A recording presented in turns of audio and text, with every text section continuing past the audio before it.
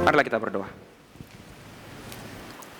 Di hadapan-Mu kami boleh bersyukur ya Bapa Surgawi, karena anugerah-Mu saja kami menerima kesempatan ini. Engkau mengundang kami datang ke hadirat-Mu untuk boleh bersama-sama bersekutu. Setelah sekian lama kami melalui ibadah live streaming, sekarang kami di dalam persekutuan ini, bodily fellowship ini, Tuhan menguduskan kami. Terpujilah Engkau ya Tuhan untuk kesempatan dan anugerah ini, sehingga kami boleh bersuka karenanya, dan kami boleh bermegah di dalam Engkau, bukan karena apa yang kami miliki, tapi karena kami di dalam Engkau. Terpujilah Engkau, dan kami bersyukur untuk kesempatan segala pujian hormat yang kami boleh naikkan di dalam pujian kami, dan dalam segala doa yang kami sampaikan. Dan kami saat ini tibalah boleh mendengar firman-Mu. Kami mohon pertolongan belas kasih-Mu menyucikan setiap kami, memberikan kami anugerah dan firman-Mu. Dan kami serahkan hamba-Mu yang akan memberitakan firman Tuhan, berbelas kasih memakai dia. Nyatakanlah anugerah-Mu, nyatakanlah firman-Mu, bentuklah kami dan pimpinlah kami. Kami serahkan pemberitaan firman pada sore hari ini, kami serahkan setiap kami yang ada di dalam ibadah ini ke dalam tangan kasih-Mu. Di dalam Kristus Yesus Tuhan, Juru Selamat kami yang hidup, kami berdoa. Amin. Selamat sore Bapak Ibu sekalian. Mari kita membuka bagian firman Tuhan dari Korintus, dari pasal 1 Korintus. Di dalam ibadah sore, saya hanya 1 atau 2 kali dalam setahun, tapi saya putuskan untuk konsisten di dalam ekspositori dari kitab Korintus. Dan kita sudah menyelesaikan ucapan salam pasal 1 ayat 1 sampai 3. Lalu ucapan syukur dari ayat 4 hingga yang ke-9. Nah sekarang kita masuk ke dalam pokok pergumulan dari kitab Korintus, 1 Korintus. Kita membaca dari pasal 1 ayat 10 sampai yang ke-17. Saya bacakan buat kita semua ya. 1 Korintus 1 dari ayat yang ke-10 hingga yang ke-17. Demikian firman Tuhan. Tetapi aku menasihatkan kamu, Paulus berkata kepada jemaat di Korintus, saudara-saudara, demi nama Tuhan kita Yesus Kristus, demi nama Tuhan kita Yesus Kristus, supaya kamu seia sekata dan jangan ada perpecahan di antara kamu, tetapi sebaliknya supaya kamu erat bersatu dan sehati sepikir. Sebab saudara-saudaraku, aku telah diberitahukan oleh orang-orang dari keluarga Chloe tentang kamu, bahwa ada perselisihan di antara kamu. Yang aku maksudkan ialah bahwa kamu masing-masing berkata, aku dari golongan Paulus, atau aku dari golongan Apolos, atau aku dari golongan Kefas, Petrus, atau aku dari golongan Kristus. Adakah Kristus terbagi-bagi? Adakah Paulus disalibkan karena kamu? Atau adakah kamu dibaptis dalam nama Paulus? Aku mengucap syukur bahwa tidak ada seorang pun juga di antara kamu yang aku baptis selain Krispus dan Gaius. Sehingga tidak ada orang yang dapat mengatakan bahwa kamu dibaptis dalam namaku. Juga keluarga Stefanus, aku yang membaptisnya. Kecuali mereka, aku tidak tahu entah ada lagi orang yang aku baptis. Sebab Kristus mengutus aku bukan untuk membaptis, tetapi untuk memberitakan Injil. Dan itu pun bukan dengan hikmat perkataan, supaya salib Kristus jangan menjadi sia-sia. Setelah di dalam pembahasan sebelumnya, tahun lalu by the way, ya lupa lumrah gak apa-apa. Setelah di dalam pembahasan sebelumnya kita membahas dari ayat 1 sampai 3 di dalam salam, lalu ayat 4 sampai 9 ucapan syukur. Paulus tidak pakai basa-basi, langsung masuk ke dalam pokok permasalahan di dalam jemaat Korintus. Yaitu kita melihat dari ayat 10 sampai ayat 17 yang tadi kita baca. Apa yang menjadi pokok permasalahan terbesar di dalam jemaat Korintus, Bapak Ibu sekalian? Yaitu isu perpecahan jemaat. Maka masalah yang dibahas ini bukan menjadi masalah yang gampang, tapi ini menjadi isu sentral, walaupun nanti ada isu-isu lain yang akan dibahas di dalam kitab Korintus. Dan kita lihat nanti ada isu perzinahan lah, isu-isu yang lain segala macam. Tapi khusus di awal, dan memang ini yang menjadi isu sentral di dalam kitab Korintus pasal 1 Korintus ini, yaitu isu perpecahan jemaat. Dan kita tahu bahwa ini juga menjadi isu yang benar-benar menjadi cerminan bagi kita gereja sepanjang zaman, dan khususnya gereja pada zaman ini, bahwa gereja juga sedang mengalami pergumulan ini dan akan terus mengalami pergumulan ini. Yaitu apa? Sebuah perpecahan, permasalahan yang terus ada di dalam gereja, perpecahan. Satu hal yang kita tidak bisa pungkiri dan satu hal yang memang harusnya kita tangisi, bahwa ini menjadi satu hal masalah yang begitu memalukan sebenarnya. Tapi sekarang mari kita lihat terlebih dahulu apa yang menjadi peringatan dari Tuhan melalui kitab Korintus ini. Di dalam kitab Korintus konteksnya kalau kita melihat masalah perpecahan ini adalah masalah yang begitu kompleks. Ini bukan masalah yang biasa pokoknya berantem aja. Tapi kita melihat di dalam kedalaman setiap kalimat yang begitu singkat dari Paulus ini tapi tersirat suatu problematika yang begitu kompleks. Pertama kalau kita perhatikan Bapak Ibu sekalian, di situ kita melihat bahwa ini menjadi isu yang pertama yang langsung Paulus bahas.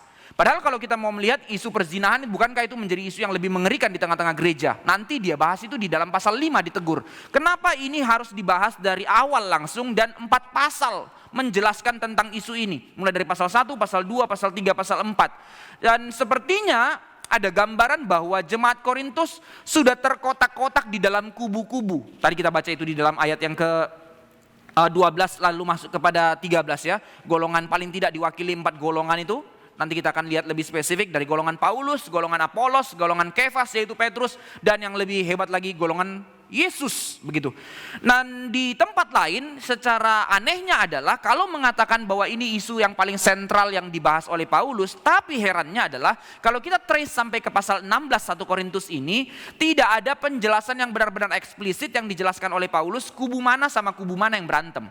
Nggak ada tuh dicatat sampai ayat pasal 16 bahwa nanti golongannya Paulus berantem sama golongannya Kefas. Kalau di dalam perjanjian lama misalnya terjadi pertikaian antara anggota karyawannya Lot sama Abraham. Dan memang dicatat mereka berebutan lahan, tempat yang paling subur untuk domba-domba mereka. Dicatat gitu. Tapi ini Paulus cuma bilang ada golongan-golongan, selesai di situ. Lalu pertikaian ada cerita di situ. Tapi pertikaiannya atau berantemnya sendiri nggak pernah dicatat oleh Paulus. Jadi ini apa sebenarnya? Ini benar-benar isu yang benar-benar ada, perpecahannya benar-benar nyata, atau ini hanya sebuah kalimat-kalimat kiasan dari Paulus? Nah ini yang kita mau pelajari untuk lihat sebenarnya kedalaman rahasia di balik ini apa. Kita percaya bahwa ini memang real, ada penggolongan-penggolongan yang seperti ini Bapak Ibu sekalian, tapi bukan suatu hal penggolongan gereja yang berantem sampai ya ada dilema lah ya, dulu di Indonesia itu terjadi, bikin tembok, benteng-bentengan, lalu lempar-lemparan batu. It happen by the way saudara, gereja-gereja di Indonesia bahkan sampai bakar-bakaran, ada orang yang sampai mati bahkan hanya gara-gara pemimpin, ironis. Tapi sekarang kita masuk kepada di dalam 1 Korintus ini. Masalah perpecahan dibahas hingga pasal yang keempat, pasal kelima masuk kepada perzinahan. Permasalahan yang lain. Maka hingga pasal 4 apa yang dapat kita pahami dari apa yang dikatakan oleh Paulus kepada jemaat Korintus. Setidaknya beberapa poin yang kita perhatikan di dalam permasalahan gereja. Bersabar Bapak Ibu sekalian, di dalam ekspositori mungkin sepertinya boring data, tapi kita lihat nanti kedalaman panggilan Tuhan atau teguran Tuhan bagi kita melalui pembelajaran ini. Pertama yang kita boleh pelajari dari 1 Korintus permasalahan pertama dari ayat 10 hingga ke 11 ini. Bahwa perpecahan mereka dipicu oleh urusan otoritas atau urusan kepemimpinan. Mana yang mereka ikuti, pemimpin yang mana yang mereka akan banggakan. Apa yang menjadi problem di dalam hal ini? Kenapa bisa urusan otoritas kepemimpinan menjadi suatu perselisihan, akhirnya menjadi perpecahan? Mereka berusaha untuk membanggakan satu jenis pemimpin dan mendiskreditkan pemimpin yang lain. Nah, yang jadi problemnya di sini adalah mereka berpegang kepada manusia bukan kepada Tuhan. Mereka melihat kepada orang bukan kepada Tuhan. Bermegah atas nama manusia. Ini problem. Nanti kita akan lihat apa problem besar dari sini. Nah, Paulus mengatakan itu adalah suatu hal yang tidak main-main jemaat sekalian, ketika kita selalu berpegang kepada orang. Kita selalu menjadi orang yang melihat atau mengagumi orang lain. Kenapa begitu banyak orang akhirnya menjadi orang yang kecewa kepada gereja? Karena banyak lihat orang kan ya. Tapi sekaligus juga kita lihat itu via negatif, tapi ada via positif yang sebenarnya juga salah. Kenapa kita bertumbuh iman? Karena lihat orang. Tidak benar loh. Di satu pihak, ya bagus kesaksian kita menjadi suatu membakar hati orang lain untuk naik. Tapi tidak boleh ada alasan imanmu bertumbuh karena lihat orang. Karena seketika juga ada saat di mana imanmu akan jatuh karena lihat orang. Di satu pihak saya admire pendeta Stephen Tong, nanti ketika saya ternyata lihat kelemahannya lalu saya kecewa, lalu saya tinggalkan. Loh emangnya dia Tuhan?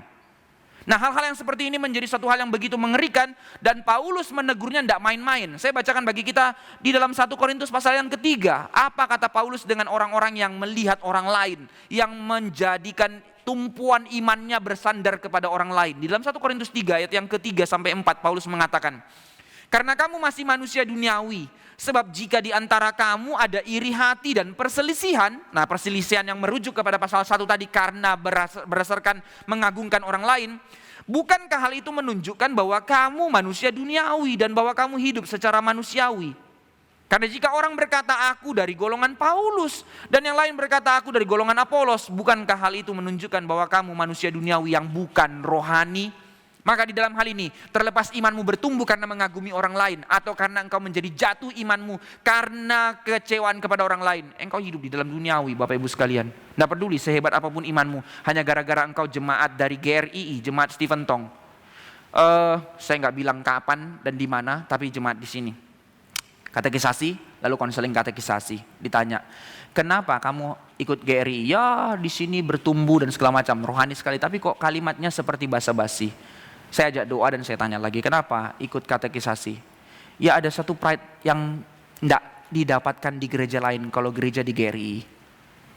Saya nggak habis pikir, saya pulang saya sendiri nggak ngerti kenapa saya harus pride karena GRI. Tapi ini terjadi Bapak Ibu sekalian, ini terjadi. Ini menjadi sebuah realita yang aneh, bin ajaib, tapi terjadi. Ini memang cara duniawi menjalani kehidupan, bukan? Bahwa kita menjadikan diri kita something karena kita punya backup atau backing dari seseorang. Di dalam bisnis misalnya, bisnismu menjadi tetap maju atau orang-orang lah di luar sana. Kenapa waktu polisi misalnya mau tilang? Gak usah takut. Ya permisi Pak, boleh lihat SIM-nya? Boleh lihat nama kamu, nomor registrasi kamu apa? Oke. Telepon backingnya. Ini ada polisi yang tilang saya. Bangga kan? Rasa hebat. Something. Semua orang mengalami hal ini. Dari anak kecil di sekolah dia merasa bangga. Oh kalau itu kepala sekolahnya omnya saya. Semua. Orang merasa menjadi bangga. Kalau kita menjadi berani karena kita masih keluarga dari jenderal atau anak menteri dan segala macam. Ya kita tahu lah ya dagelan-dagelan seperti ini ya. Anak anggota dewan yang akhirnya minta hak khusus ketika ke luar negeri untuk dilayani di hotel berbintang dan segala macam pakai uang negara. Backing. Tidak hanya sebagai sebuah jaminan tapi sebagai sebuah kebanggaan, pride di situ. Karena saya dekat dengan orang besar. Menempelkan diri kepada orang yang memiliki power atau memiliki pamoritas, kita rasanya bangga. Paling tidak oke lah, kalau saya tidak bisa seperti itu minimal yang paling kecil. Tidak tentu salah sih, tapi seringkali salah. Kalau setiap kali ada orang terkenal, saya pengen punya foto bersama dengan dia, ya kan ya? Mulai hari ini saya tidak akan mau foto lagi. Bukan, saya nggak bilang itu Bapak Ibu sekalian. Tapi ketika kita menjadikan ini motif untuk menempelkan diri, nah ini yang bermasalah. Berebut foto, kalau di sini ya berebut foto sama Pak Tong. Nanti datang misalnya, ya siapalah dulu, ada Ahok rebut foto sama Ahok. Bukan soal itunya sih, ya oke lah, paham bisa senang melihat orang yang besar dekat dengan kita. Tapi poinnya bukan berhenti di situ kan. Poin yang paling berharga bukan momen fotonya. Poin paling berharga, momen mempublikasikannya. Either itu Instagram, Facebook atau apapun itu, pokoknya seluruh dunia harus tahu. Gua udah pernah di sampingnya Stephen Tong, gua udah pernah sampingnya siapa itu Ahok, gua pernah di sampingnya Jokowi, pokoknya siapapun itu segala macam, gitu ya. Menempelkan diri kepada orang yang memiliki power bukan hanya sekedar untuk sebagai sebuah jaminan, tapi sebagai sebuah kebanggaan, pride. Dan fatalnya adalah lebih naik lagi kepada jemaat Korintus ketika saya memegang kepada si A, pokoknya di luar si A itu ngawur, si B ngawur, si C ngawur. Ini yang terjadi akhirnya menjadi sebuah perselisihan, iri hati, dan akhirnya menjadi sebuah benturan. Namun dalam hal ini jelas bahwa dari para pemimpinnya, walaupun di sini teguran Paulus kepada jemaat Korintus, tapi kepada para pemimpinnya clear sekali ya, puji Tuhan dalam hal ini pemimpinnya tidak bermasalah. Antara Apolos, antara Kefas, antara Paulus tidak ada permasalahan di antara mereka. Karena Paulus mengutip beberapa kali, aku menanam, Apolos menyiram dan seterusnya. Kami sama-sama hamba Tuhan, kami mau dipandang sebagai hamba Tuhan. Di dalam pasal 3 ayat 5 sampai 9. Lalu dalam pasal 4 ayat 1 sampai 2 dikatakan itu. Lalu pasal 16 ayat 12, Apolos saudaraku itu, sepelayanan itu. Tidak ada persoalan di antara mereka menjadi seorang pemimpin, dan itu puji Tuhannya. Ini poin penting, sebab kalau para pemimpinnya sudah gaduh, pemimpinnya berselisih, maka gereja pasti akan menjadi bermasalah dan hancur. Nah puji Tuhan di sini para pemimpin tidak ikut-ikutan begitu ya. Tapi realita di dalam gereja Tuhan pada zaman ini menjadi suatu hal yang kita boleh tangisi dan kita boleh ratapi. Para pemimpin pun berantem. Pemimpin pun berantem. Bapak Ibu sekalian, ada satu hal yang ini dari perspektif hamba Tuhan ya. Tapi kita sama-sama jemaat boleh belajar juga. Di gereja kita lah, enggak usah keluar. Beberapa mungkin di luar ada hamba Tuhan yang jatuh karena uang, karena pengen harta. Beberapa ada yang jatuh karena seks begitu ya. Tapi sebenarnya kalau diambil rata-rata seluruh hamba Tuhan, yang jatuh ke dalam dua hal itu jumlahnya lebih kecil, bukan sedikit, jumlahnya lebih kecil daripada yang ketiga. Yaitu apa? Satu-satunya dimiliki hamba Tuhan yang so-called setia, yang rela sudah serahkan diri, tidak lagi mau uang atau siap untuk menderita, yang sudah sangkal diri tidak akan tergoda oleh seks. Tinggal satu yang dia miliki, pride. Maka sering kali hamba Tuhan jatuh di titik ini ketika akhirnya dia melayani jemaat Tuhan.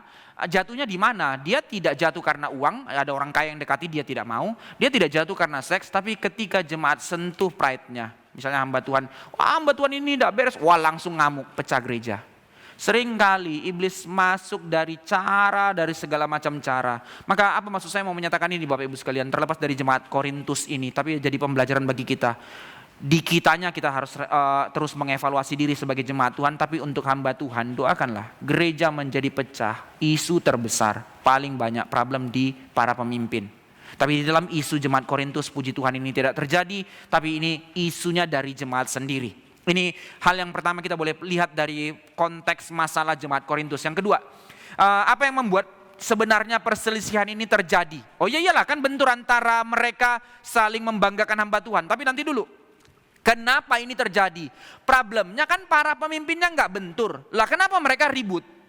Loh, ini Paulus sama Apolos baik-baik saja kok. Bahkan ketika dikatakan Apolos yang seorang yang fasih lidah, memahami seluruh kitab suci, tapi nanti dia ngawur soal baptisan, dikatakan di dalam Kisah Para Rasul 18. Nanti Priscilla dan Aquila temannya Paulus yang ajari dia loh. Jadi ini sangat baik.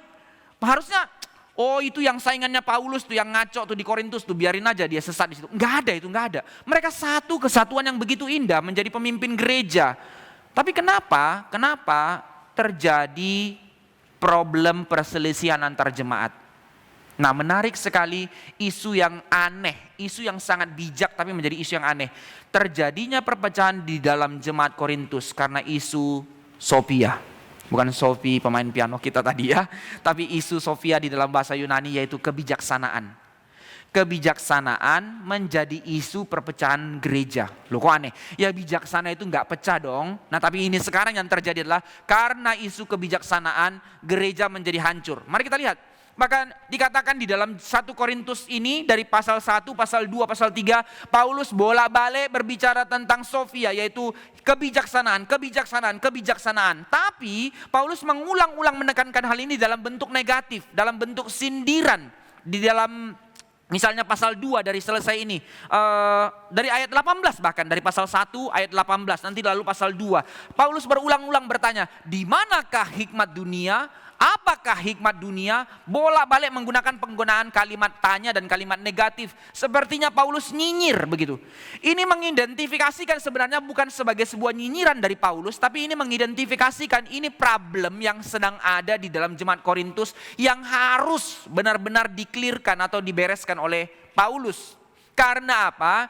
Karena yang terjadi kepada jemaat Korintus satu problem, satu hal yang baik sebenarnya tapi menjadi satu hal yang bias. Apa itu? Mereka membanggakan hikmat. Mereka membanggakan yang namanya bijaksana. Mereka bermegah di dalam yang namanya kebijaksanaan. Mereka menjadi sombong karena mereka merasa mereka menjadi orang yang paling bijaksana di dalam Injil yang mereka terima. Mereka menempelkan diri kepada nama-nama besar orang-orang bijaksana itu. Sehingga ketika mereka dapat konfirmasi, mereka golongannya Apolos, maka mereka bangga karena bijaksananya Apolos yang mereka terima sebagai pembelajaran mereka, dan seterusnya kepada Paulus, kepada Kefas.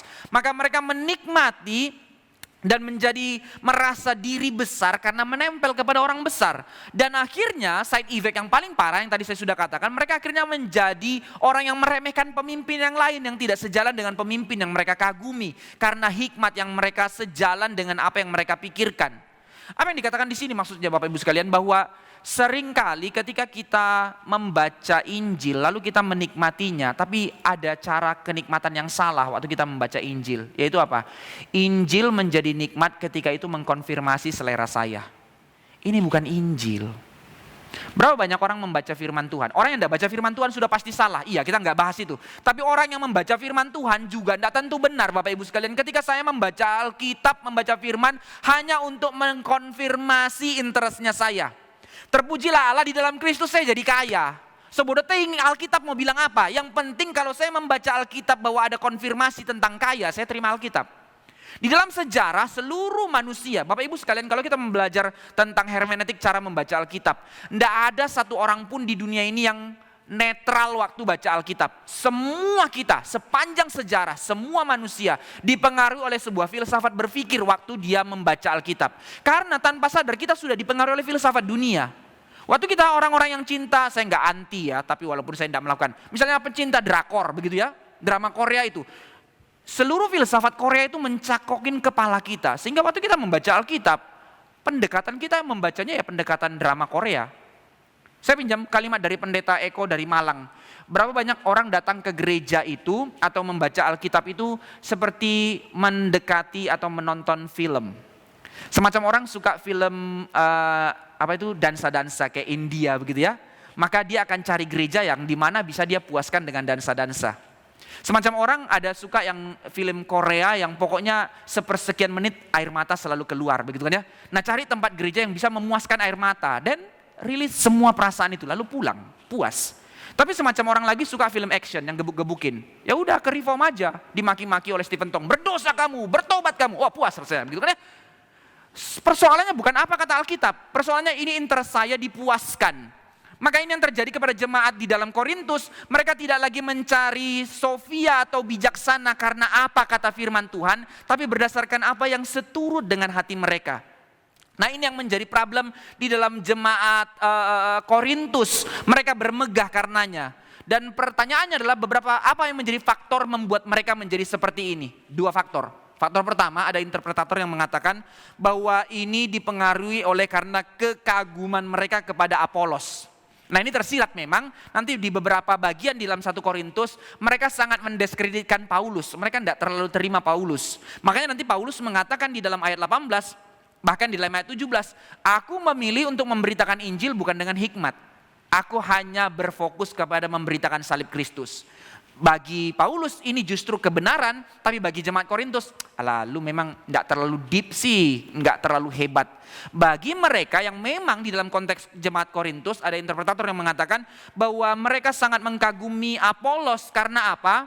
Apolos memang di dalam Kisah Para Rasul 18 ayat 24 dicatat bahwa dia itu orang yang fasih lidah, sangat anggun berbicara, dan dia menguasai kitab suci.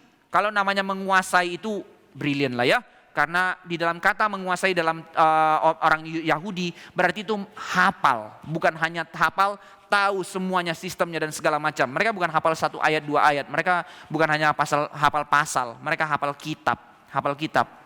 Dan menarik lagi di dalam tradisinya Apolos itu berasal dari Alexandria. Alexandria itu sangat dipengaruhi oleh filsafat dari Plato. Dan mereka orang-orang Yahudi yang ada di sana akhirnya dikenal sebagai Filoplatonis Yahudi. Bijaksana platonik orang Yahudi. Jadi orang Yahudi membaca ulang Plato dan itu digabungkan dengan terang perjanjian lama. Mereka menjadi orang-orang yang dikenal penuh dengan hikmat, bijaksana, Sofia. Tapi lebih jauh dari itu, apa yang terjadi bukan hanya kekaguman mereka kepada Apolos, tapi lebih dalamnya lagi, kita tahu di jemaat Korintus itu bukan jemaat Judaisme yang menjadi Kristen, tapi ini lebih kepada jemaat Gentiles, orang-orang campuran, mix di dalam kitab Korintus. Dan mayoritas lebih menengah ke atas. Maka mereka orang-orang yang berpendidikan tinggi memang, dan filsafat Yunani sangat berkembang di sana. Maka mereka sangat-sangat dipengaruhi oleh budaya Helenistik yang selalu berkutat dengan filsafat. Maka hikmat menjadi hal yang mereka kejar, bijaksana menjadi hal yang paling mereka inginkan. Ada 4 virtu di dalam Yunani kan ya. Salah satunya itu bijaksana. Nanti yang paling tinggi itu penguasaan diri. Tapi bagi orang Yunani, orang anggun, orang agung itu syarat pertamanya harus bijaksana. Nah ini yang mereka kejar. Mereka pengen menjadi orang yang ternama di definisi dari mereka punya bijaksana. Maka sampai kepada konsep bahwa akhirnya mereka mendefinisikan terang baca firman Tuhan pun di dalam terang keseleranya mereka. Mereka mengatakan bahwa iman itu adalah ekspresi dari Sofia, ekspresi dari hikmat. Jadi nggak ada urusan lain tentang iman. Iman hanya urusan semakin kamu beriman itu ditandai dari kamu semakin penuh dengan bijaksana. Maka mereka merasa cocok dengan Apolos yang mengajar Fasilidah dan penuh dengan bijaksana dari filsafat Platonik yang mempengaruhinya. Ini yang menjadi keinginannya mereka dan ini yang menjadi seleranya mereka. Akhirnya benturanlah orang yang mencintai Apolos menghina orang yang ikut Petrus, ala apa itu cuman pengkhotbah besar itu, tapi ditanya apa-apa nggak gitu dalam. Ya wajar ya, seorang nelayan yang nggak terlalu mengerti filsafat dan segala macam. Tapi kalau dikatakan demikian agak unik rasanya karena kita tahu Paulus itu siapa. Bahkan dia pernah berhadapan dengan orang di Areopagus, dengan para filsafat Stoik itu. Tapi mereka tetap yaitu karena memang sudah ada interest pribadi yang mana yang sesuai dengan saya, yaitu yang saya pilih. Sampai sekarang Bapak Ibu sekalian, gereja ya seperti itu. Ada gereja-gereja yang didirikan karena interest atau kekecewaan kepada pemerintahan. Ya sudah, ibadah mereka itu hanya untuk apa? Pokoknya kritik pemerintah saja. Saya nggak ngerti gereja panggilannya untuk apa, hanya untuk kritik-kritik pemerintah. Tapi itu terjadi sekarang. Dan itu ada di Jakarta. Ada gereja yang akhirnya bukan salah, tapi ya mengecilkan orang lain yang tidak mengerjakan yang dikerjakannya. Gereja kami adalah gereja penginjilan. Gereja lain bukan gereja karena tidak penginjilan. Gereja kami adalah gereja praise and worship. Maka gereja yang tidak memuji Tuhan dengan benar harus belajar dari gereja kami. Gereja lain itu dingin, kaku. Saya nggak ngerti, dia yang jadi Tuhan yang menentukan apa yang diinginkan Tuhan. Ya pinjam kalimat Pak Prabowo ya, lebih TNI daripada TNI, ya dia lebih Tuhan daripada Tuhan. Ya urusan dia lah itu. Tapi sekarang kita kembali ke sini. Realita yang begitu mengerikan di dalam gereja. Bahwa gereja menjadikan semacam kompetisi kebanggaan tentang urusan bijaksana. Ini yang terjadi di dalam jemaat Korintus. Apa yang Paulus mau nyatakan di sini, saudara-saudara sekalian, bahwa itu sebenarnya hanya permukaan saja. Isu yang barusan kita bahas bahwa mereka menjadi terpecah karena urusan bijaksana dan segala macam. Itu permukaannya, itu fenomenanya. Tapi di balik itu ada permasalahan besar yang begitu mengerikan. Di balik semua problem perselisihan gereja di Korintus, nanti kita akan lihat sebenarnya prinsip perseteruan permasalahan gereja ada di dalam problem ini. Termasuk dalam kehidupan kita sebagai gereja pada saat ini. Yang berbahaya yang sering kali tidak disadari oleh jemaat bahkan sampai pada saat ini. Apa yang menjadi isu di belakang semua masalah perpecahan gereja? Pertama, bahwa ada ancaman terhadap Injil di situ. Tidak tersurat langsung, tapi tersirat begitu jelas sebenarnya. Di balik perselisihan dan perpecahan gereja, ada akar masalah yang paling mendasar. Apa akar masalahnya? Ini dia. Yang sering kali orang bilang tidak penting di luar. Orang-orang jemaat reform sih sudah bilang ini penting, tapi secara kognitif mungkin, tapi secara pemahaman hidup mungkin belum benar-benar deep untuk kita pahami. Tapi apa yang menjadi isu terbesarnya itu pemahaman teologi mereka yang tidak beres. Terlepas dari golongan Apolos, Paulus dan segala macam, tapi yang menyebabkan itu semua terjadi karena di dalam pemikiran jemaat pemahaman teologi tidak beres. Apa maksudnya Bapak Ibu sekalian? Di dalam hal ini Paulus mau menggiring kita untuk menyadari keseriusan dari teologi, dari kebenaran firman, bahwa orang-orang di Korintus telah mengganti teologi salib, teologi krucis itu dengan sebuah kemenangan palsu yang mengecilkan berita salib. Bahwa bagi mereka Injil adalah sebuah bijaksana di mana mereka semakin pintar, semakin penuh hikmat. Tapi mereka tidak lagi bermegah karena di dalam Injil mereka ditebus oleh karena karya Kristus. Bukankah bagi orang Yunani bahwa berita Injil itu adalah sebuah kebodohan, kata Paulus. Karena apa? Masakan Tuhannya kalah, masakan Tuhannya mati. Itu bodoh. Maka mereka seperti mengucilkan berita salib itu. Yang penting sekarang di dalam Kristus, karena dipengaruhi oleh Platonis, yaitu urusan tentang bertaut dengan kekekalan, satu hal yang luar, yang besar, yang agung. Maka mereka menikmati berita Injil di dalam kenikmatan bijaksana yang seperti ini. Tapi geser tentang salibnya. Berita Injil telah direduksi hanya urusan kepinteran, bijaksana, Sofia. Namun membuang substansi yang paling hakiki dari berita Injil itu, yaitu salib Kristus yang telah menebus. Ini problemnya. Maka Bapak Ibu sekalian, terlepas dari urusan ini, tapi prinsipnya adalah urusan teologi. Gereja akhirnya bias dan menggeser. Teologi tidak penting, ya kan ya? Yang penting apa? Pokoknya saya cinta Tuhan. Ini yang menjadi masalah gereja ketika teologi dikesampingkan. Teologi menjadi satu hal yang tidak terlalu penting. Apa yang kita boleh pelajari di sini Bapak Ibu sekalian? Di dalam hal ini kita boleh melihat bahwa keseriusan bagi Paulus di dalam mengkabarkan Injil kepada umat Tuhan. Dia mau menekankan tentang bagaimana pengenalan akan firman Allah itu menjadi suatu hal yang sangat serius. Gereja menjadi gereja bukan karena gedungnya, bukan karena umatnya yang jumlahnya dan segala macam. Tapi gereja didefinisi dari kebenaran ada atau tidak. Firman bicara tentang Injil yang sejati itu ada atau tidak. Ketika gereja sudah menggeser Injil, core-nya itu, maka gereja itu sebenarnya sudah tidak lagi menjadi gereja sebenarnya. Berapa banyak orang yang menggantikan mimbar dengan prosperity? Berapa banyak orang yang menggantikan mimbar hanya dengan emosi? Berapa banyak orang yang menggantikan mimbar hanya urusan moralitas, nasihat dan segala macam? Tapi berapa sedikitnya gereja yang masih meneriakkan tentang Kristus yang tersalib, yang menebus dosa, yang menyucikan kita. Gereja menjadi rusak dan pecah bukan karena urusan pragmatis. Gereja kita lihat secara fenomenanya hantam karena uang, hantam karena iri-irian. Tapi dibalik semua itu apa yang sebenarnya terjadi? Itu hanya sebuah topeng, kamuflase. Tapi dibalik semuanya itu teologinya yang tidak beres. Teologi yang dihidupi apa? Kalau memang Tuhannya adalah Tuhan, maka ketika ada benturan soal uang, dia akan rela untuk mundur karena bukan uang yang menjadi purpose-nya, tapi Tuhan. Tapi sekarang di dalam teologinya, pemahamannya, bahwa saya percaya Tuhan, saya pasti kaya, maka ketika uang ini hilang tidak bisa, saya akan berperang untuk hal ini.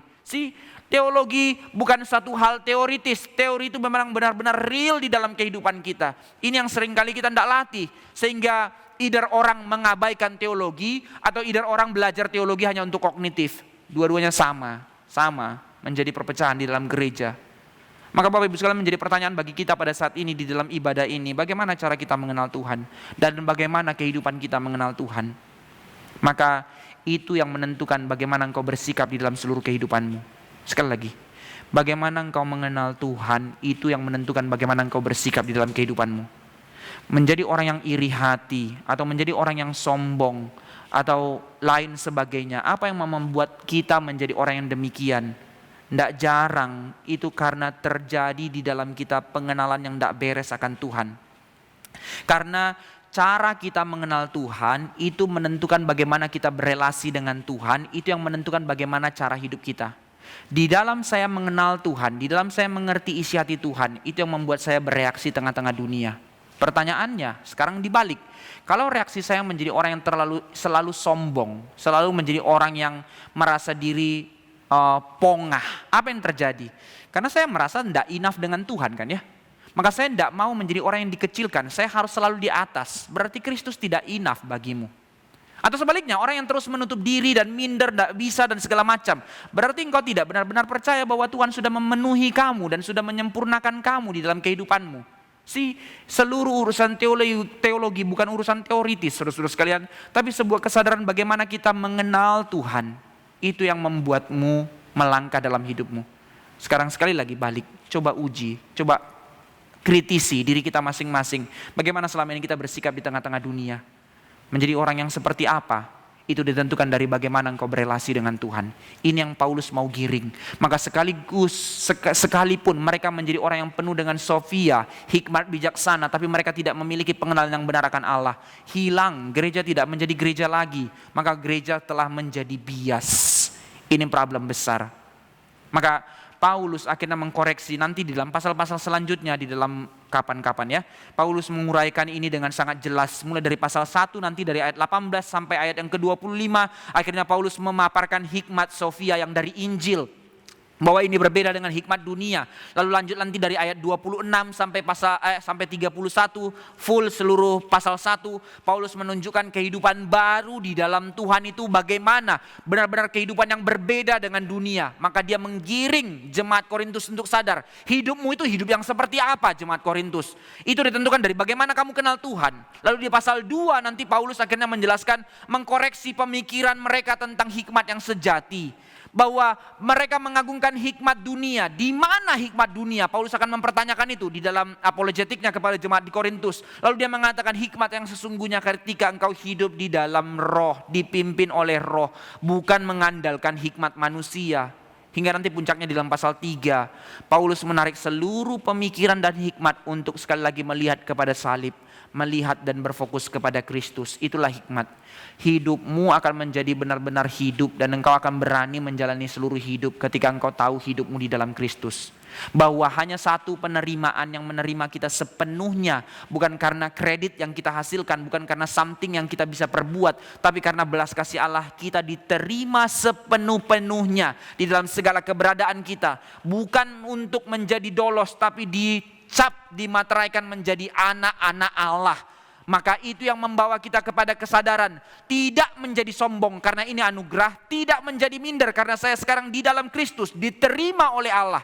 Maka saya tidak mencari backing dari seorang jenderal, presiden, orang terkenal, orang hebat. Tapi saya sadar sekarang saya di dalam Kristus dan Kristus di dalam saya. Maka inilah menjadi teologi yang begitu sentral di dalam teologinya Paulus, yaitu apa? Union with Christ. Maka apa yang menjadi sukacitamu ketika engkau menjalani seluruh hidupmu? Bahwa engkau sadar Kristus di dalam engkau dan engkau di dalam Kristus. But hal yang paling ironis, gereja justru paling take it for granted dengan hal ini. Kita lupa kita di hadapan Allah. Kita lupa kita di dalam Kristus. Dan kita lupa Dia tidak pernah melepaskan kita. Reaksi kita karena kita lupakan hal itu, sungut-sungut. Reaksi kita akhirnya kita menggeser posisi Tuhan untuk mencari penerimaan yang lain. Karena kita tidak enough dengan penerimaan Tuhan. Betapa ironisnya, kalau Sang Pencipta alam semesta sudah menerima kita, itu kita abaikan untuk mencari penerimaan dari yang sementara. Betapa bodohnya gereja. Tapi inilah yang terjadi di dalam jemaat Korintus. And sejujurnya, ini kan yang terjadi bagi kita di dalam gereja pada saat ini. Mencari kepuasan di luar Tuhan, mencari penerimaan di luar Tuhan. Sekarang mari kita lihat detailnya secara singkat dari ayat 10 hingga ayat ke-17 ini. Dari ayat 10 sampai ayat ke-17, Paulus menggiring pemikiran jemaat Korintus dari melihat secara fenomena ke akar masalah. Dari urusan perselisihan secara fenomena kelihatan perpecahan, tapi digiring untuk menyadari apa yang menjadi akar permasalahannya, kenapa terjadi perselisihan itu. Masalah teologis, tadi kita sudah bahas. Ini yang menjadi isu sentralnya. Pemahaman kegagalan untuk memahami Injil dengan benar. Kegagalan untuk menghidupi Injil dengan benar. Dari ayat 10, Paulus menggunakan formula permintaan. Di dalam bahasa Indonesia nggak gitu jelas ya. Tetapi aku menasihatkan kamu. Tapi di dalam terjemahan aslinya, now I plead, minta. Aku memohon kepadamu, permohonan, satu permintaan. Tapi bukan permohonan seperti seorang dari bawah ke atas. Tapi ini sebuah permintaan yang didasari oleh sebuah otoritas. Bahwa Paulus memanggil umat Tuhan untuk mendengar apa yang dikatakannya. Ini metode penulisan yang common pada zaman itu untuk penulisan surat-surat resmi. Di dalam surat-surat pribadi juga ada, tapi dalam surat resmi itu selalu pakai, kalau kita kan misalnya kalau tuliskan selalu dear siapa gitu kan, itu udah habitnya kita. Tapi di dalam zaman itu ada metode penulisannya juga, dimulai dari salam, lalu ucapan syukur, lalu kepada permohonan. Metode surat resmi itu begitu. Nah, Paulus juga menggunakan ini di dalam penulisan-penulisannya. Tidak semua, tapi mayoritas metode penulisannya Paulus selalu kayak gitu. Dengan salam, ucapan syukur, lalu permohonan. Tapi kalau kita lihat di dalam jemaat Galatia ini nggak ada. Paulus langsung hantam, begebuk gitu ya. Dari salam langsung hantam. Tidak ada ucapan-ucapan syukur karena dia begitu marah kepada jemaat Galatia. Tapi dalam hal ini Paulus tetap menggunakan metode penulisan ini karena dia tahu ini orang-orang yang sangat suka dengan hikmat. Kalau dia hantam langsung maka makin tertolaklah, reluctant dan tidak akan mendengarkan apa yang dikatakan Paulus. Maka Paulus menegur mereka tentang hikmat mereka, tapi Paulus mengemasnya dengan menggunakan hikmat. Inilah orang bijaksana, begitu ya.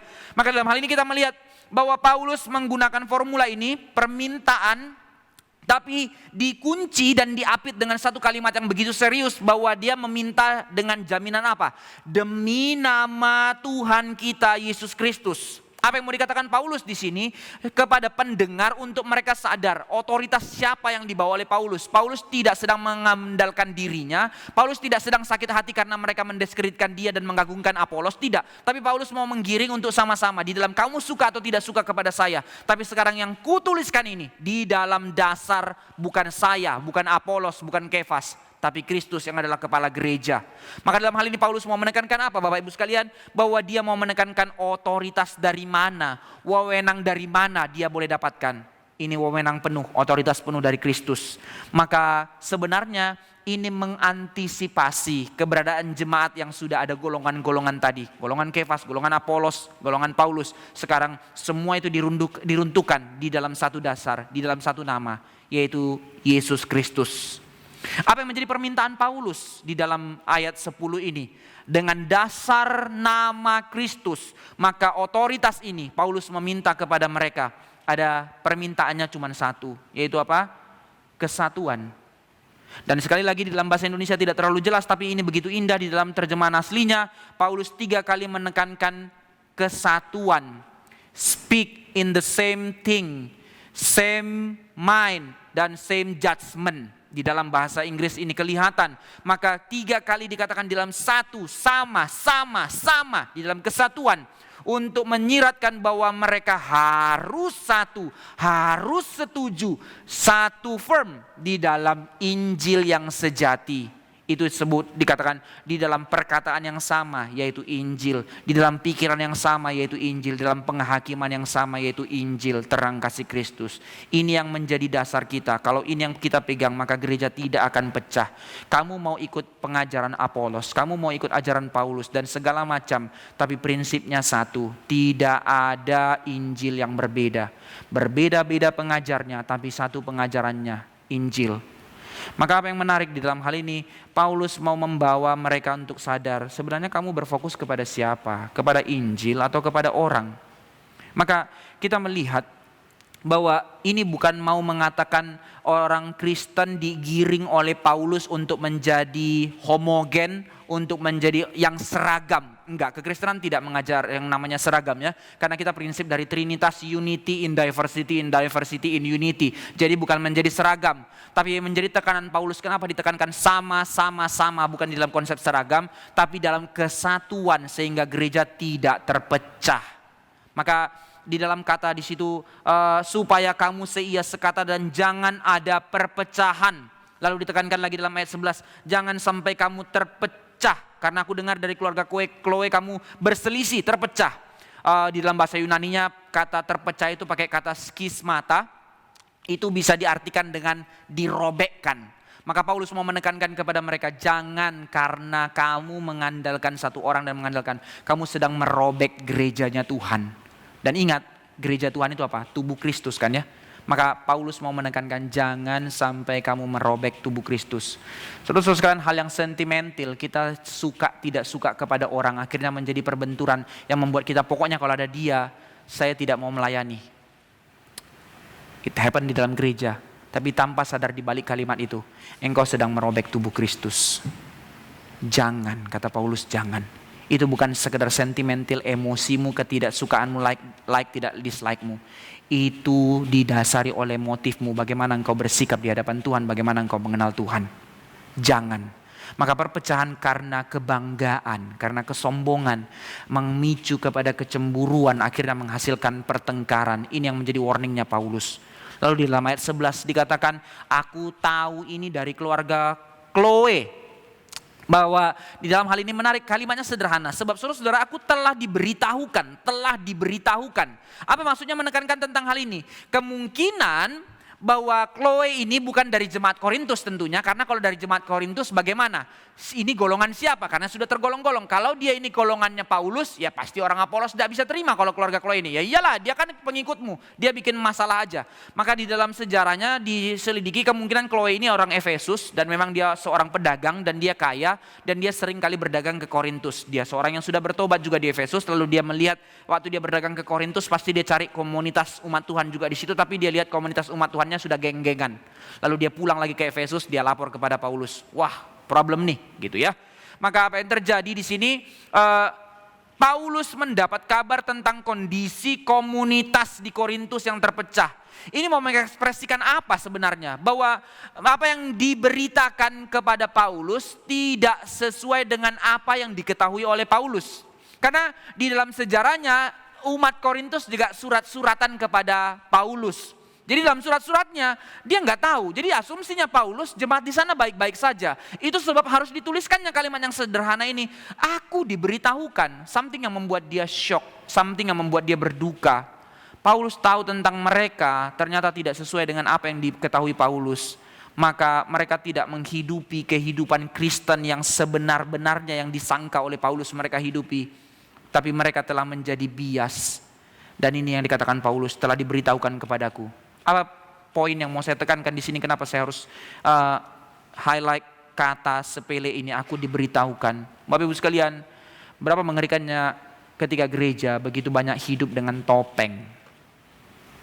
Ini kan cara hidup kita, topeng. Karena kesombongan dan kesalahan bermegah bukan kepada salib Kristus tapi kepada manusia. Maka saya berusaha untuk membuat topeng sehingga di luar saya kelihatan perfect. Saya tidak menyalahkan kita yang melayani. Puji Tuhan untuk setiap melayani. Dalam kondisi apapun kita setia melayani Tuhan. Tapi berapa banyak dari kita yang tidak berani open dengan apa yang menjadi masalah kita. Bapak Ibu, seolah-olah kita menjadi orang yang begitu hina kalau kita bermasalah. Tidak. Di dalam segala kehidupan kita menjadi orang yang memang akan terus bergumul dalam kehidupan. Termasuk hamba Tuhan, Bapak Ibu sekalian, termasuk hamba Tuhan. Ada satu artikel dari seorang hamba Tuhan, saya lupa namanya yang tulis artikel ini.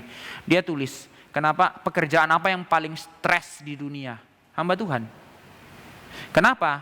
Karena dia tidak punya tempat di mana hidupnya keluar dari pekerjaannya. Karena pekerjaannya itu hidupnya itu pekerjaannya. Maksudnya gini, kalau saya kerja bisnis, oke, saya setengah mati di sana, saya bisa retreat, entah itu keluarga dan segala macam, ini dua hal yang berbeda. Tapi seorang hamba Tuhan, keluarganya itu pelayanannya kan, kalau keluarganya bermasalah, jemaat akan lihat. Jadi kehidupan keluarganya itu pun bukan sebuah kehidupan saja, kehidupan keluarganya itu pun sebuah pelayanan. Waktu dia mau kerjanya apa ya? Bersentuhan dengan jemaat. Jadi segala kehidupannya itu ya kelihatan semuanya. Jadi dia tidak punya tempat untuk rest, tidak punya tempat untuk tarik diri. Wajar, maka kalau hamba Tuhan saja di dalam posisi seperti itu, apalagi juga jemaat, semua wajar kok untuk memiliki stres itu wajar.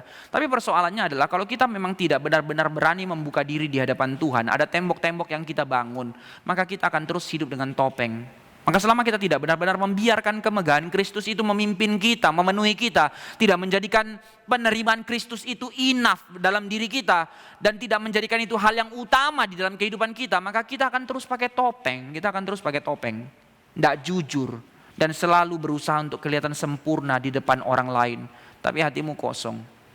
Bapak Ibu sekalian, tidakkah engkau capek dengan jalan hidup yang seperti itu? Maka Paulus bilang, jangan. Engkau kasih tahu sama aku kehidupanmu baik-baik. Ternyata ketika Chloe datang ke sana dan lihat realita kamu bentur semua. Mau sampai kapan gereja kayak gini? Nah, di dalam kehidupan kita Bapak Ibu sekalian, berapa banyak topeng yang kita bikin.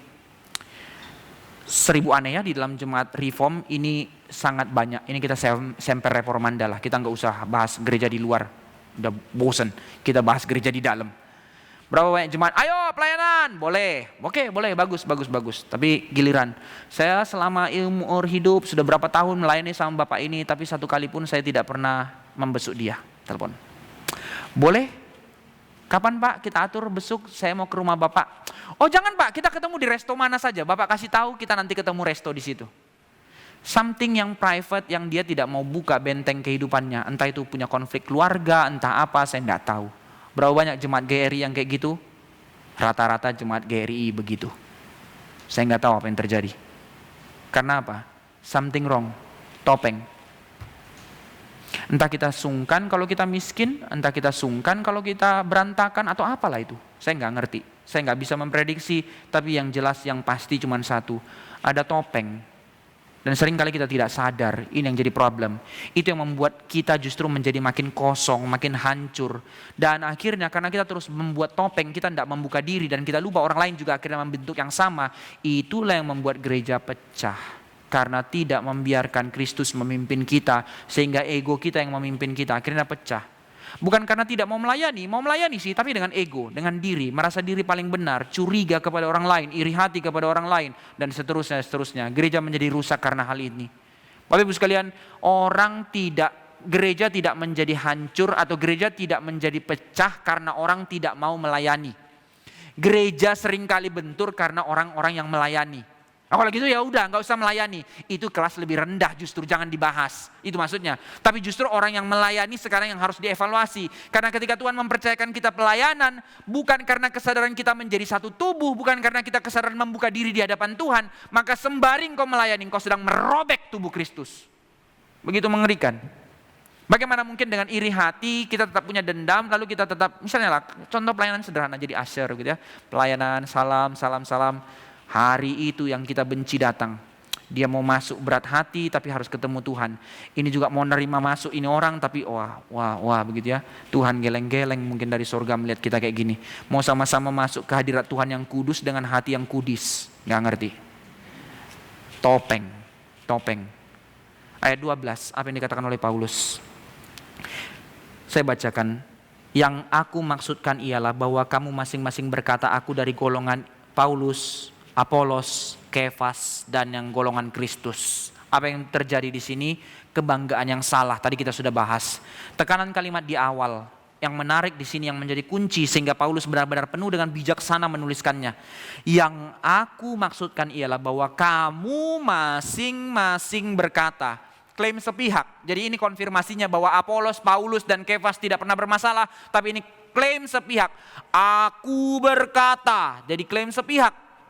Jadi jelas ini bukan agenda Paulus atau Apolos atau Kefas. Tapi ini dari para loyalis yang sama sekali tidak loyal kepada ajaran yang diikutnya, pemimpinnya.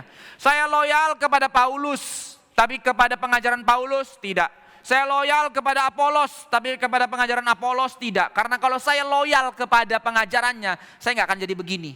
Ini kan realita gereja, bukannya Kristus yang kita banggakan, tapi pemimpin. Maka muncul kalimat tongism gitu katanya ya. Pokoknya patung. Kalau nggak ada patung ya saya nggak usah ibadah pusat. Oke lah, sampai di situ saya masih bisa terima. Tapi akhirnya ketika kita melihat seseorang, pokoknya dia. Kita hanya bisa lihat Kristus lewat dia. Cilaka, kayak gini cilaka Bapak Ibu sekalian. Perhatikan hikmat kalimat ini. Satu kalimat bijaksana yang saya pegang dalam kehidupan saya. Bapak Ibu sekalian, belajar untuk melihat kelemahan orang yang kamu kagumi. Sehingga kamu tidak berhalakan dia. Tapi yang kedua, belajar melihat kelebihan orang yang kamu tidak suka. Sehingga kamu tidak benci dia. Kita terlalu malas untuk hal yang kayak gini. Pokoknya kalau orang sudah kita tidak suka, yang benar pun dilakukannya pasti salah. Apalagi yang salah. Tapi kalau kita lihat orang yang kita kagumi, mau salah pun ya wajar lah. Dia kan orang yang sederhana, orang yang biasa. Tapi gak bisa salah. Nah ini yang terjadi di dalam gereja. Akhirnya kita menjadi orang yang sempit hati, tidak bisa luas hati. Loyalis yang palsu, loyal kepada orangnya tapi tidak kepada pengajarannya. Paulus bilang tidak perlu, aku tidak butuh itu. Yang ditanyakan Tuhan adalah engkau loyal kepada Kristus atau tidak, kepada pengajaran yang kusampaikan. Makanya Paulus mengatakan, jika ada yang memberitakan Injil selain daripada yang kuberitakan, meskipun itu malaikat, terkutuklah dia. Loyal kepada Kristus, kepada salib itu, bukan kepada manusia. Maka mari kita mengkoreksi diri kita. Bukan menjadi orang-orang yang radikal untuk kebablasan kepada mencintai bukan yang harusnya dicintai. Tapi mencintai manusia bukan mencintai Tuhan. Itu radikal. Ini bukan hanya terjadi di agama-agama seberang. Kita sering kali geli dan ketawa melihat orang-orang kayak gitu ya. Coba hina pemimpinnya saja. Kebakaran langsung mau bacok orang lain. But di dalam kita juga begitu. Ada muncul anekdot yang terjadi kan kemarin pasca waktu ibadah online pertama yang Pak Tong tegur dengan keras. Maka kan dulu kan dikatakan orang mau dihina Tuhannya tidak akan mungkin bisa. Lalu muncul meme yang sangat membuat saya menangis di hadapan Tuhan. Meme itu sangat lucu. Jangan hina Tuhannya orang Kristen, hina saja pemimpinnya. Pasti kebakaran jenggot. Itu meme muncul, nggak tahu Bapak Ibu lihat itu atau enggak. Saya di satu pihak geli tapi satu pihak lagi menangis. Inilah ironisnya gereja. Disentuh Tuhannya, tidak apa-apa Tuhan mengampuni, Tuhan ini. Disentuh hamba Tuhannya, oh kebakaran jenggot dia. Langsung marah-marah, media sosial ini pangpung. Saya nggak ngerti. Jadi Tuhannya siapa? Pendetanya lebih Tuhan daripada Tuhan. Ini yang terjadi. Tapi menarik Bapak Ibu sekalian, ada hal yang ganjil di dalam ayat 12 ini. Bahwa Paulus mengatakan yang paling aneh adalah golongan keempat. Satu golongan Apolos, golongan Kefas, golongan Paulus. Tapi yang terakhir bilang, aku adalah golongan Kristus. Oh bagus dong, kalau begitu ada yang masih beres. Oh tidak, justru Paulus mengatakan ini yang paling tidak beres. Kenapa? Pertama, karena kita lihat dia mensejajarkan Kristus di samping para pemimpin-pemimpin yang lainnya. Kedua, bahwa seluruh golongan tentu percaya kepada Kristus. Lalu kenapa dia bikin golongan Kristus yang lain, golongan tandingan? Yang ketiga, bahwa itu memang seharusnya, kan yang memang Paulus inginkan adalah semua adalah golongan Kristus. Tapi ketika terjadi perpecahan-perpecahan ini, lalu dia mengatakan dia golongan Kristus. Seperti ini orang yang lebih rohani. Ini kan yang terjadi juga sekarang dalam gereja.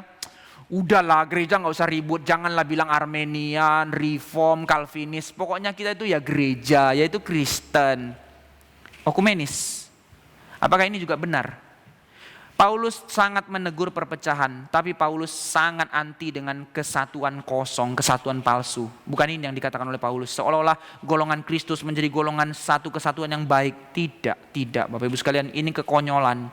Justru Paulus mau menunjukkan sebenarnya apa yang menjadi realita di dalam kehidupan jemaat Tuhan di situ. Bahwa Paulus mau membongkar kekonyolan dari perpecahan mereka. Bahwa apa yang mereka pahami tentang Kristus telah menyimpang dari apa yang sebenarnya. Makanya muncul golongan-golongan ini. Sekali lagi, problem gereja, isu teologis. Gereja yang tidak kuat secara firman akan diombang-ambingkan oleh dunia dan ditipu oleh dunia. Tetap kelihatan gereja, tetap megah, tapi kosong karena Kristus tidak bertahta di dalamnya. Karena mereka telah jatuh ke dalam elitisme spiritual. Inilah yang paling bahaya dari gereja, elitisme spiritual. Yang telah menggeser mereka dari cinta kepada Kristus menjadi cinta kepada golongan tertentu, kubu tertentu. Yang sebenarnya membawa mereka kepada cinta kepada diri, cinta kepada self-interest diri. Ini yang ditegur oleh Paulus yang dikatakan tadi, kamu hidup secara duniawi. Tapi apa tandanya kamu Kristen? Kamu katakan Kristus Tuhan? Tidak mungkin kamu katakan Kristus Tuhan. Karena Paulus menegur mereka di dalam 1 Korintus 12. Saya bacakan buat kita.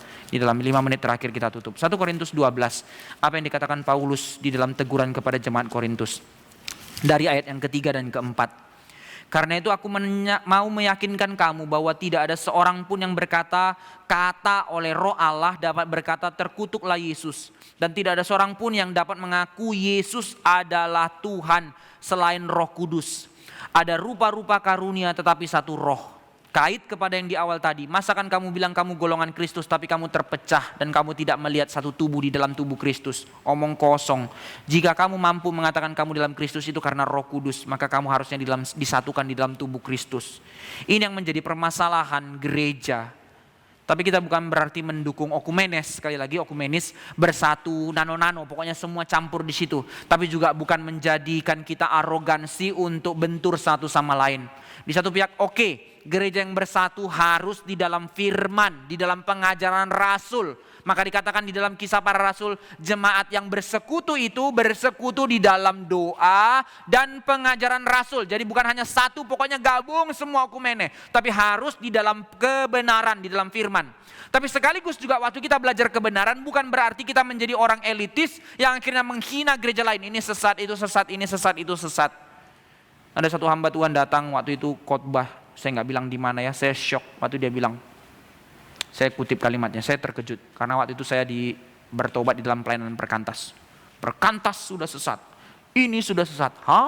Saya terkejut. Oh jadi cuman kamu yang tidak sesat, begitu ya. Terlalu ringan mulut mengatakan hal-hal yang seperti ini. Ngaco, gak karu-karuan. Karena apa? Seperti dia mengenal Tuhan, tapi relasi sama Tuhan pasti tidak beres. Jika dia tahu Tuhan mengasihi dia, sebagaimana Paulus tahu Tuhan mengasihi dia, tapi jemaat Korintus mendiskreditkan dia dan mengagung-agungkan hikmat. Tapi dengan cara yang begitu indah dia masuk. Dan dia menegur, bukan dengan menegur Apolos, tapi di dalam ayat selanjutnya apa yang dikatakan Paulus? Dia menegur dirinya. Mari kita lihat. Adakah Kristus terbagi-bagi? Adakah Paulus disalibkan? Kenapa nggak pakai nama Apolos? Kenapa nggak pakai nama Kefas? Adakah Paulus disalibkan bagi kamu? Atau adakah kamu dibaptis dalam nama Paulus? Dia menundukkan diri untuk menjadi seperti dia yang jadi permasalahannya. Dengan cara demikian menunjukkan kerendahan hati sebagai seorang pemimpin, sebagai seorang gembala. Maka di sini kita mulai melihat counter permasalahan yang diberikan oleh Paulus terhadap kesombongan mereka. Maka Paulus mempertanyakan 3 pertanyaan retoris ini sebagai seruan untuk menunjukkan keabsurdan dari iman mereka, dari keperpecahan mereka yang begitu aneh itu. Maka Paulus bertanya dari pertanyaan pertama, adakah Kristus terbagi-bagi? Bukankah kita di dalam tubuh Kristus? Bagaimana mungkin ada golongan? Yang kedua Paulus tanyakan, apakah Paulus disalibkan bagi kamu? Ini menggiring jemaat untuk menyadari, untuk melihat fokus mereka seharusnya kepada yang tersalib itu, yaitu Kristus, bukan kepada yang mengajarnya. Dan yang ketiga Paulus katakan, apakah kamu dibaptis demi nama saya? Di dalam konteks pada zaman itu, dalam konteks kita tentunya, ketika kita dibaptiskan di dalam nama seseorang, berarti kita dibaptiskan dalam nama Kristus, berarti kita telah menyerahkan diri kita sepenuhnya kepada nama itu dan menyerahkan seluruh loyalitas dan kesetiaan kita kepada nama itu. Maka Paulus mengatakan, adakah kamu dibaptis di dalam nama Paulus? Berarti loyalitasmu kepada Paulus. Adakah kamu dibaptis atas nama Apolos? Berarti loyalitasmu kepada Apolos? Tidak. Tapi Apolos, Kefas, saya membaptis di dalam nama Yesus. Berarti seluruh dirimu, loyalitasmu harusnya diserahkan kepada Yesus, bukan kepada para pemimpin, bukan kepada pemimpin gereja, tapi kepada Kristus. Paulus mengkoreksi seluruh pemahaman teologis mereka, dan ini juga yang menjadi sebuah terang bagi kita untuk dikoreksi pada hari ini. Kesalahan pemahaman mereka melihat baptisan menjadi sebuah peristiwa ajaib. Ini juga terjadi di dalam pasal 15, misalnya ayat 29 nanti dibaca, mereka membaptis untuk orang yang sudah mati. Jadi mereka mewakili, ini kan sudah mati, saya yang dibaptiskan, karena bagi mereka baptisan itu menyelamatkan. Maka di sini something yang rusak, yang salah di dalam pikiran mereka, baptisan itu suatu hal yang magic. Maka Paulus mengkoreksi mereka. Tentu saja dalam hal ini Paulus bukan mau mengabaikan atau merelatifkan baptisan. Baptisan tidak penting, bukan itu yang mau dikatakan Paulus. Tapi Paulus mau mengembalikan posisi baptisan itu sebagai baptisan. Bahwa baptisan itu bukan untuk menyelamatkan, tapi baptisan itu sebagai sebuah respon dari setelah mendengar Injil dan menerima Injil, maka dia menyatakan pengakuan imannya di dalam jemaat Tuhan, mengalami baptisan, menyerahkan seluruh hidup dan loyal kepada Kristus. Terakhir, ayat 14 sampai 17, ayat 14-16, Paulus memberi contoh dirinya, bukan Apolos, tadi saya sudah katakan, untuk menekankan bahwa dia tidak ikut-ikutan di dalam mendukung geng-geng atau golongan-golongan tadi, tapi bijaksana. Dia tulis dirinya yang ditunjukkan sebagai nama, bukan Apolos, untuk merendahkan dirinya. Bukan pakai nama Kefas juga, karena itu sangat sensitif, tapi dia rela untuk mengkoreksi cara berpikir orang lain. Sama Bapak Ibu sekalian, ketika kita berhadapan dengan orang di dunia, apakah kita selalu langsung pakai pola hitam putih, pokoknya hantam saja? Enggak. Memang ada panggilan untuk berapologetik orang Kristen, ada panggilan untuk debat, iya. Tapi beberapa hari ini, ya inilah ya, kita harus doakan kekristenan pada zaman ini dalam konteks Indonesia. Sekarang kita lihat debat terbuka itu makin banyak antara agama kan ya. Di YouTube banyak lah. Terus orang-orang yang pindah agama semakin digaung-gaungkan, semakin sensitif sekarang. Apalagi dalam isu new normal sekarang ini juga makin sensitif urusan agama. Tapi setiap kali saya lihat debat itu sehat loh Bapak Ibu sekalian, berargumentasi pikiran. Tapi bukan mocking, bukan kalimat-kalimat yang gak nyambung. Tapi apa yang terjadi dalam debat-debat sekarang? Menyerang personalitasnya, bukan menyerang esensi pengajarannya. Saya gak ngerti, kekristenan tidak dipanggil kayak gitu. Paulus menegur jemaat Galatia, Paulus menegur jemaat di Korintus. Tapi dia sangat hati-hati. Dia tidak pakai nama untuk hantam orang lain, tapi dengan cara penggembalaan, di dalam cara hati yang begitu luas. Maka mari kita meneladani bahwa Paulus meneladani Kristus, dan dia mengatakan, ikutilah teladanku seperti aku meneladani Kristus. Hati yang luas, hati yang terbuka, yang menyadari bahwa hidupnya bukan didefinisi dari apa kata orang Korintus, hidupnya bukan didefinisi dari uang, hidupnya didefinisi dari apa kata Kristus, sehingga dia rela memberi dirinya, sehingga sekalipun jemaat Korintus mendiskreditkan dia atau melihat dia lebih kecil daripada Apolos, tidak persoalan buat dia, karena kesadaran keluasan hati melihat hidupnya sudah sepenuhnya diterima oleh Kristus. Maka mari kita belajar memiliki kedewasaan yang seperti ini. Dan yang terakhir di dalam ayat 17 Paulus mengatakan, sebab Kristus mengutus aku bukan untuk membaptis, tapi untuk memberitakan Injil. Tadi saya sudah jelaskan tentang baptisan, bukan merelatifkan, tapi center utamanya adalah untuk mengenal kepada Kristus. Dan itu pun bukan dengan hikmat perkataan, supaya salib Kristus jangan menjadi sia-sia. Paulus mau sadarkan mereka dari kebodohan mereka dalam kesetiaan kepada manusia bukan kepada Kristus. Ini maksudnya. Panggilannya adalah untuk mengkabarkan Injil, dan fokus dari Injil adalah salib Kristus, bukan pada hikmat perkataan. Itu kita bisa lihat di dalam ayat 18 dan seterusnya. Bagi sebagian orang Korintus, bagi mereka retorika lah yang terpenting, bijaksana yang terpenting, keanggunan kata-kata yang menjadi yang terpenting. Itulah Injil bagi mereka. Justru ini menjadi hal yang paling masalah bagi Paulus. Dan di dalam kehidupan kita Bapak Ibu sekalian, tak jarang kita juga menjadi bias dalam hal-hal yang seperti ini. Kita tanpa sadar akhirnya terlalu sulit untuk menerima firman dari kita di Reform contohnya ya. Mereka akhirnya sangat menerima Apolos lalu menolak Paulus karena hikmat bijaksana. Sekarang mari kita sekali lagi semper reformanda di dalam GRI. Kita terlalu sulit untuk menerima khotbah kalau itu bukan hamba Tuhan favorit kita kan. Hari ini siapa yang khotbah? Gak tahu lah ya, ini random aja, ini contoh. Pendeta Ivan, oh saya datang. Besok siapa? Oh warta diumumkan, Vikaris Harli, siapa itu? Nyala dia gitu kan ya. Gitu. Kita tidak lagi melihat ibadah sebagai ibadah, tapi kita melihat ibadah sebagai sebuah jualan. Yang mana yang enak ya kita beli, kita datang ke situ. Bukan lagi kesadaran sedang menghadap Allah. Kalau hamba Tuhan yang ini, saya sangat suka. Sukanya siapa? Kalau pendeta Billy yang pimpin seminar, pendeta Yadi S5, saya puas. Kenapa? Pikiran saya itu diobok-obok. Walaupun saya nggak ngerti, tapi pokoknya nih serius. Tapi kalau pendeta itu aduh ngantuk, aduh gini.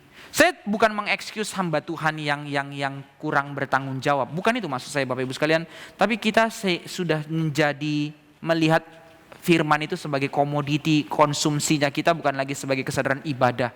Sehingga untuk orang-orang yang sederhana kita sulit lagi melihat firman. Hati kita sudah tertutup. Maka ini yang menjadi pembelajaran bagi kita hari ini. Dalam hal ini Paulus mau mengkoreksi hati yang menerima Kristus itu bagaimana. Hati yang mau terus hidup di hadapan Tuhan. Hati yang mau terus dipimpin oleh firman Tuhan. Bukan melihat orang lain, bukan karena figur.